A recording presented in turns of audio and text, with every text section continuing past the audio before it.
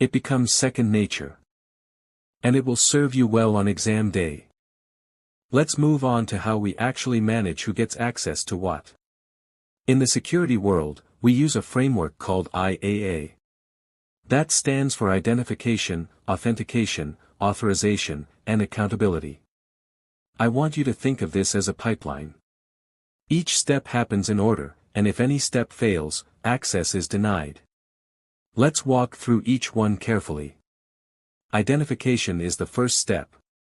This is simply the user claiming an identity. It's the username. It's the employee ID number. It's the email address. Identification is the who do you claim to be step. And here's an important nuance: identification alone is not secure. Anyone can claim to be anyone. That's why we need the next step. Authentication is the proof. This is where the user provides evidence that they are who they claim to be.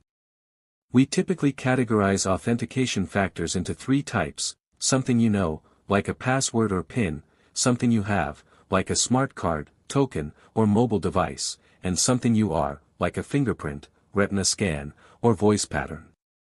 The strongest authentication uses at least two of these factors. That's what we call multi-factor authentication.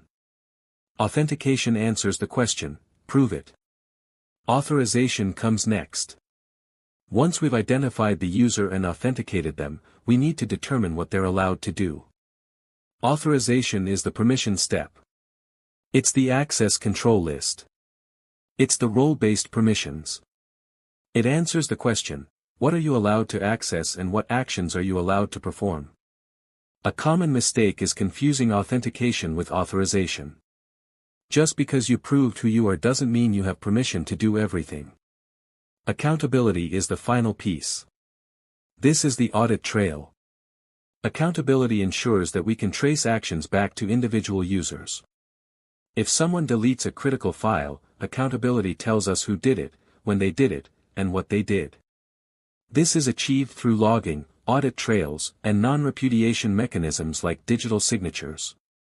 Accountability is what makes the other three meaningful because without it, there's no consequence for misuse. Let me give you a real-world scenario to tie this together. Imagine you walk into a secure office building. At the front desk, you give your name. That's identification. You then swipe your employee badge and place your finger on a biometric scanner. That's authentication, something you have and something you are. Once you're authenticated, the system checks your permissions to see which floors you're allowed to access. That's authorization.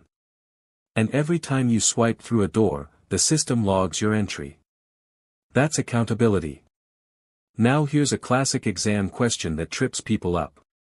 A user logs into a system using their username and password.